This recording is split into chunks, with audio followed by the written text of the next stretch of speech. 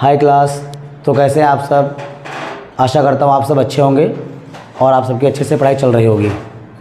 चलिए दोस्तों, आज हम बात करेंगे फिजिक्स में चैप्टर 1 कूलाम का नियम। तो चलिए देखते हैं, हम लोग हेडिंग डालते हैं कूलाम का नियम। कूलाम का नियम।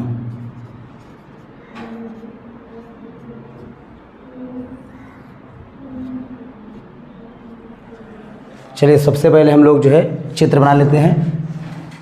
चित्र के माध्यम से आपको अच्छे समझ में आएगा।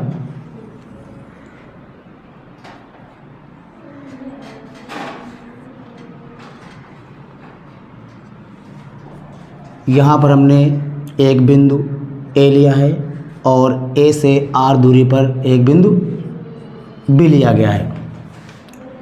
बिंदु ए पर आवेश Q1 रखा गया है और बिंदु बी पर आवेश Q2 रखा गया है और इन दोनों आवेशों के बीच की दूरी स्मॉल r है। तो सबसे पहले आपको हम कूलाम के नियम की डेफिनेशन बता देते हैं।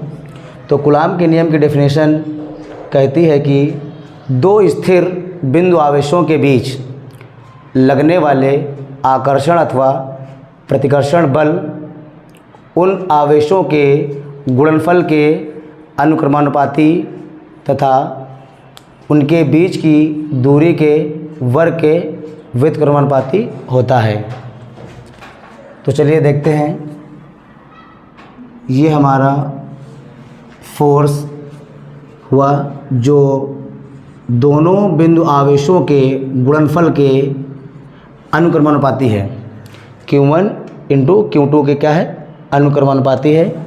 इसको हम लोग फर्स्ट इक्वेशन मान लेते हैं और फिर इसी प्रकार हम लोग इनके बीच की दूरी के वर्ग के व्युत्क्रमानुपाती, ये हमने क्या कर दिया, इनके बीच की दूरी के वर्ग के व्युत्क्रमानुपाती कर दिया। इसको हमने इक्वेशन क्या माना, सेकेंड।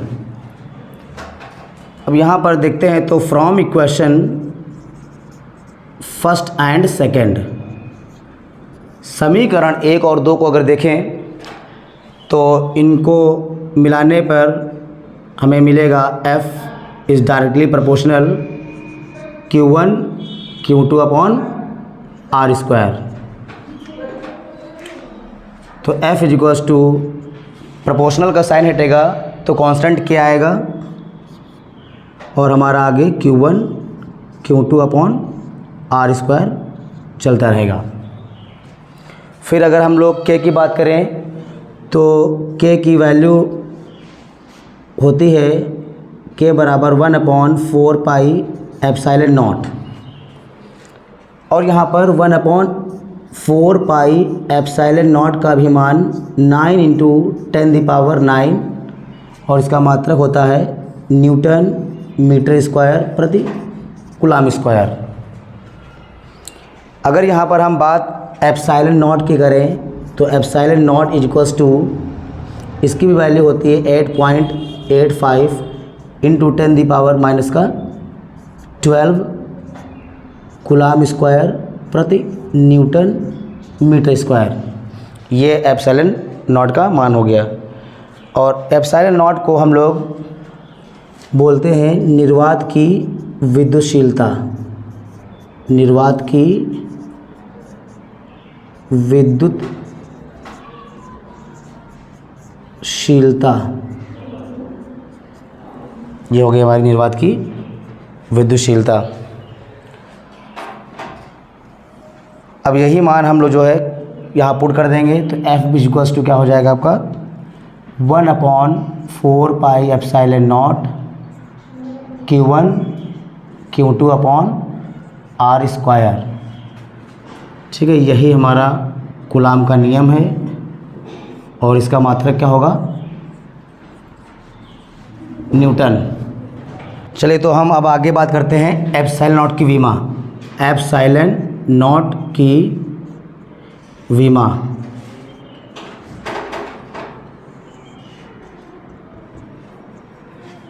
चलिए क्रॉस मल्टीप्लाई से हम लोग यहाँ से अगर एप्सिलॉन नॉट निकालें तो ये हो जाएगा epsilon naught is equals to 1/4 pi Q1 Q2 upon R square, और ये आपका क्रॉस मल्टीप्लाई से F नीचे आ जाएगा।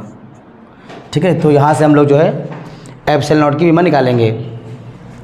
Epsilon naught is equals to 1/4 pi आपका कांस्टेंट टर्म है तो इसकी विमा नहीं निकलेगी। अब यहाँ बात करते हैं आवेश की। तो हमारे आवेश कितने हैं? 2 हैं।